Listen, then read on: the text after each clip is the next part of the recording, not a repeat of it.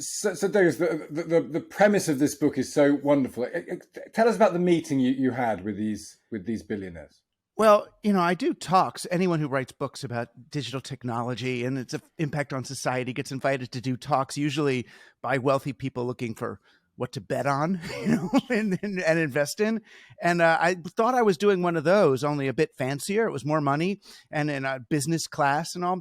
And I got there, and instead of bringing me out on the stage, they brought these five men into the green room who sat around a table and began peppering me with all these questions about the digital future, like, virtual reality or augmented reality, Bitcoin or Ethernet. And then they finally got to Alaska or New Zealand. Where should they put their bunkers? And we spent an hour really talking about survival strategies for what they saw as the inevitable event that was going to take down civilization, whether it's a pandemic or social unrest or climate change or a nuclear disaster. And it set me on this kind of multi-year mission to find out, why do the wealthiest and most powerful people in this world think that even with all their money and power, that the best they can do is prepare for the inevitable disaster.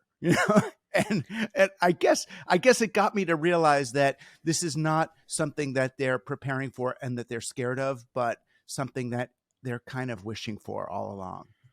And you call up the mindset in the book that these people they have all the wealth in the world. In a very technologically based world, they have almost all the power in the world. These are very significant, powerful, wealthy people who can change things. Is your argument that they feel things have got past the point of change, and therefore the only solution is self-regard and self-interest?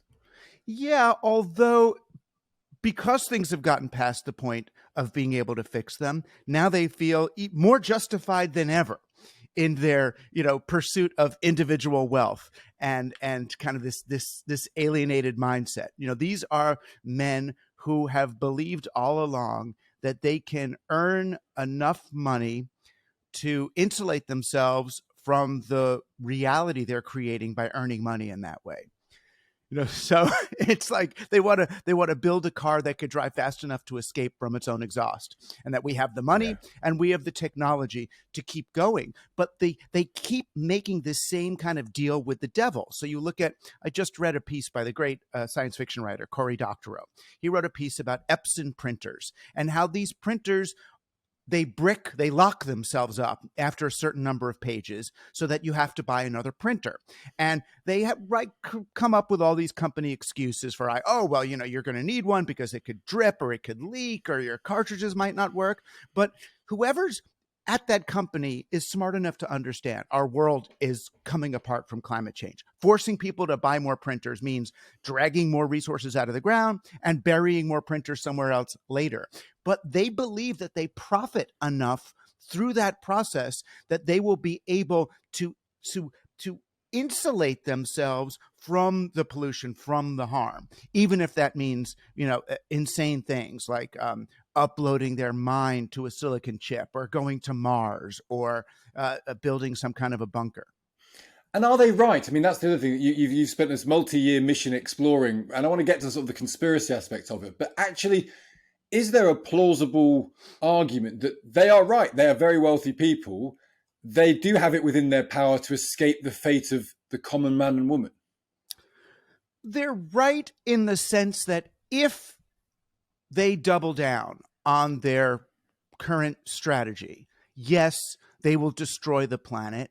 And yes, they probably have enough money to survive a decade or two longer than the rest of us under what any of us would consider horrific conditions. But the thing that they were stuck on, or I tried to get them stuck on, was, do they really believe that the Navy SEALs that they've hired to protect them in their bunkers will continue to take care of them after their money is worthless?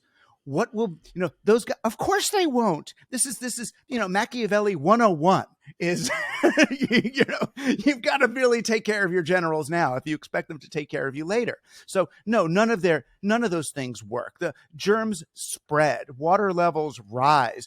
I saw the plans for one of these guys' bunkers. He's got an indoor heated pool with artificial sunlight. And I'm like, oh, so where are you going to be stocking the replacement filters and parts for this pool? He's like, I have friends with pools. I mean, these things are breaking all the time. There's trucks going in front of there. Where does that come from? And they're like, oh yeah, I guess we got to think of that. So they're both really much smarter than us, but really stupid when it comes to the very basic problems of surviving like that. Is the corollary to what you're saying that they accept that the world is screwed and therefore they have to go and have this mindset to go into a bunker mentality? Does it therefore follow that they almost want to control the process by which the world is screwed so they can time it in their own with their own sense of timing rather than be surprised? But I mean, how malign a set of figures do you want us to see these guys as? Um, well, the book itself that I wrote is funny. So what I want us to do is to see them, Elon Musk and Peter Thiel and Mark Zuckerberg, not as, oh, these are the great genius leaders of our new society, the forefathers of the Web3 digital landscape to which we're all migrating, but silly, silly little boys, who in some cases were plucked from university at 19 before their brains were fully developed, and they adopted the strategy of a venture capitalist. They began to see their businesses and everything they're doing as dependent on what venture capitalists call an exit strategy, right? You build this business until you can't grow it anymore, and then you sell it to the next round of investors and run away with all the money. So if all of their businesses, all of their platforms, everything they're doing are dependent on an exit strategy, then of course their worldview is dependent on an exit strategy, right? How much can I destroy the world, and then where do I go when I'm done? But, I used to blame this purely on capitalism. I was an early internet cyberpunk kid and loved the net and saw in it, the unbridled potential of a new collective human imagination. Then along comes Wired magazine and the venture capitalists, and they kind of moved the internet off the culture pages of the newspaper into the business section. It became about your exit and your startup and your this. And the technology's changed from being these tools for us to awaken new parts of ourselves to tools that control people. And that really dovetailed well with this mindset that believes that winning means rising one level above everybody else and controlling them. It's what Peter Thiel in his book calls going from 0 to 1, moving an order of magnitude above the competing common man, and either controlling them with technology or propaganda, and then pushing things forward. They really do see an end game. These guys, they're Marvel kids, right? They believe in the end game movie. So they want to either have a great reset or a great awakening or a great acceleration that just smashes this thing and lets them start over like a game of a Sim City. What about the argument that Bezos or Musk sending giant willy-shaped rockets into space is not a midlife crisis? It's not just men hitting a certain age and desperate for something that affirms their masculinity. But by doing so, they are ultimately giving the world back something. They're developing a technology that the world will use. They are pushing the boundaries such that the net benefit will be to all of us. These are not people who are trying to score and beat us 1-0. They're trying to enable us to beat the odds eventually, collectively together. When I saw Jeff Bezos coming back down to Earth in his Blue Origin rocket ship, and I remember it was Stephanie Ruhle, who's the anchor woman from MSNBC in the States, gushing to him, oh my gosh, like he had done the greatest thing ever. And I'm thinking, wait a minute, what's going on here? What are we celebrating? We're celebrating that one man is now rich enough to do what we were able to do collectively 60 years ago. So they're just trying to catch up with us. You know what I mean? This is not magic. This is money, is all that is a guy proved that he's rich enough to maybe do what we used to be able to do. So no, I don't see it that way. The most altruistic way to see it is that these guys believe that, and they really do. They believe that there will one day be trillions of human beings in space. And that if you do the math, it's okay for the 8 billion people who are alive now, a mere drop in the bucket, to suffer tremendously in order for those trillions of people in the future to have better lives. So yeah, we go pedal to the metal. We sacrifice this planet and these 8 billion to the future star seeding of our species into the heavens. Could we flip it around? I mean, you talk about these men as effectively silly in some respects. They're sort of playing out a fantasy. And even as you're talking about it, it sounds like a novel plot. It sounds like something fictionalized, doesn't it? You mentioned the Marvel movies, but it could be a dystopian novel written any time in the last 100 years. The things that you're talking about. Could they harness that level of thinking, that level of power, that level of planning to fix the problems? Because in a dystopia, one of the premises is that problems are kind of unfixable. This is where we've got to, the world's ruined, and this is where we've ended up. Is there a glimmer of optimism in your concept here that they could do something that fixes it? For sure, except not them. The thing is, the problems are not unfixable. So these guys, right, they go to Burning Man or go down to South America and do some ayahuasca, and they suddenly go, oh my gosh, my company is hurting the world. Oh, there's a climate in trouble. I'm going to come back and fix it. I've got plan B, game B, a new piece of intellectual property, a software stack that will remake civilization from the bottom up, a plan for an eco-city or an eco-village of solar-powered cities with special schools and agriculture and nanobots, and this is the way. And all they need to do is kind of wipe the slate clean and then start over with their new civilization. You see, like there's Neom is the one that they're building in Saudi Arabia, a new civilization in the middle of the desert that's just going to be great as long as we can dig up enough lithium and rare earth metals for our, renewable batteries and God knows what else is there. So no, the optimism is that no, the accelerationists who want to bring on the end of the world and escape, or these kind of well-meaning tech bros who want to remake civilization in their own image, neither one works. Not the Great Reset or the Great Awakening. Neither one. What works is us. It's very simple. Drive less, share with your neighbors, learn mutual aid, create, community aid, do cooperative businesses, create businesses that don't need to exit, get to worker ownership. These are really, really small, simple. It's way, way easier is the thing. The illusion that the world is ending is what these guys depend on to continue their crazy game. Once we realize, the world is not ending, we can actually take care of ourselves. We don't need these guys. That's when it gets better. I wonder if in the history of humanity, Douglas, has humanity ever voluntarily pulled back from technology?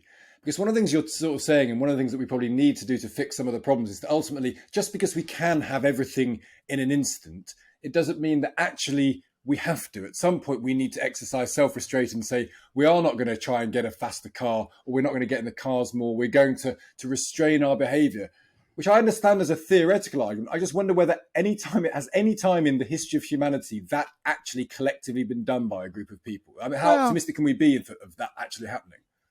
I mean, I've seen individuals recover from speed or steroid abuse. So every day you take the steroid, I could lift a little bit more. I could lift a little bit more. And then eventually you kind of hit bottom. Something happens and you go, ugh, I don't really like this feeling of being on steroids. So I do think it's not a matter of getting rid of technology or shunning it. It's a matter of choosing which technologies you want to integrate into your life or business that actually benefit you, even in the moment. People are saying, we have to do more long-term thinking. I would say maybe we need to do more short-term thinking. In other words, rather than worrying about the 30 billion people or the 30 trillion people in space in the future, what about the 8 billion people right now? How does buying this extra printer affect conditions on the ground right now for me and my friends? Do I need to buy another lawnmower, or could we, another minimum viable product lawnmower that everybody on the block has? Or could we as a block buy one really good lawnmower and then share it, since none of us really mows the lawn more than a few hours a week?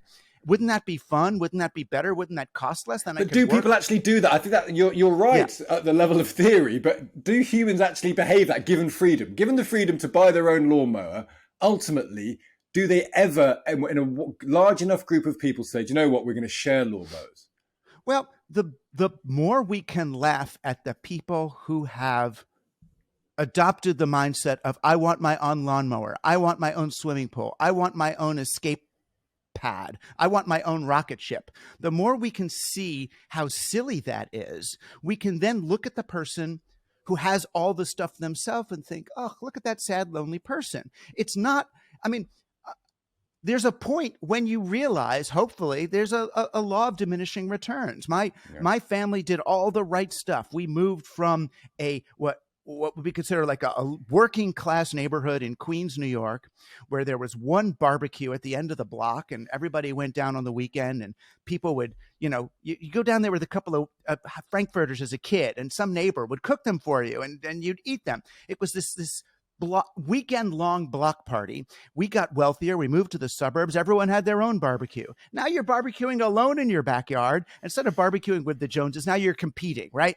They've got porterhouse. We've got filet mignon. They've got Kobe. We've got lobster. Everybody's smelling over the hedges. And it's like, well, once you realize, oh, that was more fun.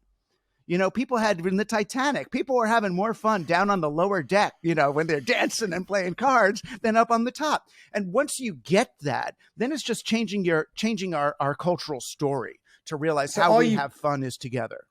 So are you just, in the end, does this boil down to you being anti-capitalist? You are talking about sort of socialism in its broadest sense, collectivism in its broadest sense. Are you saying actually that the notion of going after things, getting a better product, making a better product, the heart of capitalism? The heart of capitalism is not about making a better product. If the heart of capitalism were about making a better product, then our technologies would be serving us. That's not what capitalism is about. Capitalism is more like when a tech company sells to the venture capitalist, it's like when a restaurant sells to the mob. Now the technology is no longer the thing. You're not developing a better technology. What you're trying to do is to extract more money from a given marketplace. It has nothing to do with serving the people or making a better tech. That's why people are so sad. That's why kids are cutting themselves and killing themselves when they're on these devices. They're not there to serve them. Yeah, it's an interesting argument. I love capitalism. Really, as part of a total economic system, it's fine for people to say, my purpose is to invest and get back a return. That's fine. But there's other people. Read your Adam Smith. The capitalists are just one factor of production. There's land, labor, and capital. As long as those three partner together in the development of a business, you end up with something really good. Just finally, before you go, Douglas, we live in a world of conspiracy theories a lot. And a lot of people, the Great Reset crowd, I think you sort of mentioned, want to believe in a shadowy cabal of people who are controlling things for their own ends, manipulating vaccines and manipulating government policy. Are you worried that your thinking sort of gives succor to their thinking? I think actually it gives, it inoculates them from that thinking. The problem with the QAnon and the Great Awakening people is they take these technologists at their word. These billionaire technologists put up a really good front. Oh, we've got nano, we've got this, we've got that. I can get off the planet. I could build a Mars dome. They can't.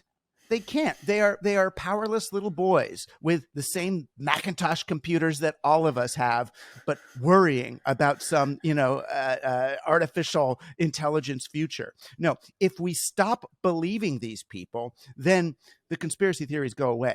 So in some ways, their best audience are the conspiracy theorists, because they're the ones who believe, oh my God, they're going to do a great reset. Oh, they're really going to remake. They're not going to remake civilization. They're going to come and go like any other tech bro.